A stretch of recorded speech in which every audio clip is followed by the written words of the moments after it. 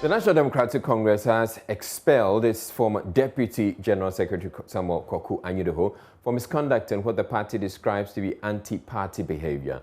The Functional Executive Committee adopted its National Disciplinary Committee report for his dismissal and requested that the embattled member return all party properties in his possession. The letter signed by the General Secretary Johnson Esedun Ketia said Mr. Anyidoho must cease from carrying himself as a member of the NDC. Attached to the letter to Mr. Anyidoho is the report of the National Disciplinary Committee recommending his dismissal, and here are portions of the report. Please find attached 2 copies of the report of the National Democratic Disciplinary Committee on the above mentioned subject for your information and action. And it goes on with quite a bit of what is had to say. It says, by letter with reference number, and it quotes dated February 8th, the above matter was referred to the National Disciplinary Committee for adjudication in accordance with Article 47 and 48 of the party's constitution. Attached to the above letter was a dossier of utterances and postings on various social media platforms allegedly attributed to Mr. Samuel Koku Anyidoho, which are considered to be injurious to the party and are meant to drag the name, the image and reputation of the NDC into ridicule, contempt and disrepute. The National Disciplinary Committee, on receipt of the above letter and supporting document, met and after deliberation sent the publications allegedly attributed to Mr. Samuel Koku Anyidoho to him through his email and WhatsApp on the 23rd of February 2021 and by EMS Courier Services on the 24th of February 2021.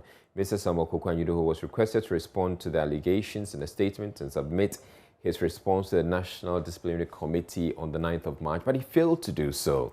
Mr. Samuel Koku Anyidoho failed to acknowledge receipt of the WhatsApp message, even though it was marked as delivered and read. He also ignored the email message and rejected the letter sent to him through EMS Courier Service, indicating that he has no idea about the letter. Notwithstanding the above actions, the National Disciplinary Committee still invited him for a hearing on Wednesday, the 12th of May 2021. Invitation letter was sent to him through his email and WhatsApp on the 28th of April 2021 and by DHL Courier Services on the 30th of April 2020, but he failed to turn up.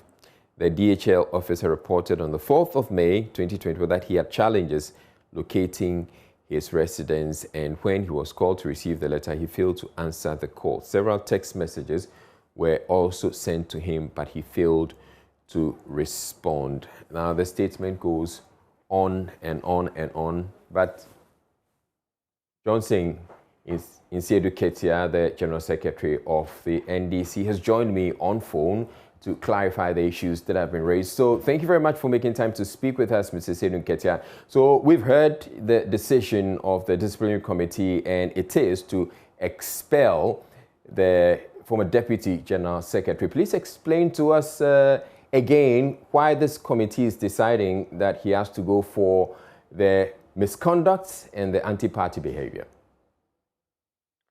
Thank you very much, and good evening to listeners. NDC, like every party, has got its rules. So if you want to subject yourself to the rules, you join the party. Otherwise, then you cannot be a member of the party. So the party is governed by rules.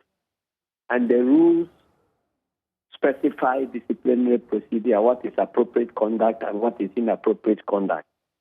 And when you are found of engaging in inappropriate conduct, by giving opportunity to defend yourself at a disciplinary committee. These were all gone through. Somewhere in January also, Koku Anyidoho was cited for anti-party conduct, and he was then referred to the disciplinary committees to give him opportunity to be heard. And so it's been a long while from January to now, several months down the line, where, blaming the disciplinary committee for not reporting back and so on. And fortunately, we had the report last week, and the report was overwhelmingly approved today. And I then have a painful duty to implement, and that is precisely what I have done. All right, so what exactly was this misconduct and anti-party behavior? Is it the WhatsApp messages and the social media posts? Publications, utterances, to bring the image of the party into disrepute, in accordance with the relative articles in the party constitution, which have all been cited in the letter and in the report. He was found to have, made very derogatory comments of the party persistently, not on one occasion, not on two occasions, but persistently in all the media, print, electronic, social, and all that. And so his conduct was referred to the disciplinary committee. Alongside, I think, just a few months after Alote Jacob's referral to the disciplinary committee. And so we received the report, and according to the report, he refused to avail himself of the opportunity to be heard. And so the committee had no option than to recommend his expulsion. All right. And so that has been carried out faithfully. Now, this will be another one of the high-profile expulsions from the party. At this rate, you probably may end up being expelled yourself, don't you think so? No, party membership is not categorized in high profile and low profile and middle profile. We are all members and are equal before the law. And so if you offend the laws, you are dealt with the same way any other person or any other member will be dealt with. That is what we've done. The point I'm just making is I would have thought that being such a high-profile position, there may be an attempt by probably the Council of Elders to engage him and try to reform or get him to reform. We work according to our rules, and the rules do not assign any such role to the Council of Elders. So we have complied with the Constitution. All right. Now, he's also expected to return party property in his custody. What sort of property are you talking about here? Well, it's a standard provision that has been lifted from our Constitution. Our Constitution says that when a member is expelled, he's asked to return any party property he may be holding back to the party.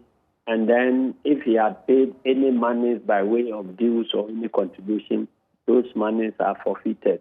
So we have to just refer to that clause in the dismissal letter. And if he fails to stated what properties he will be holding.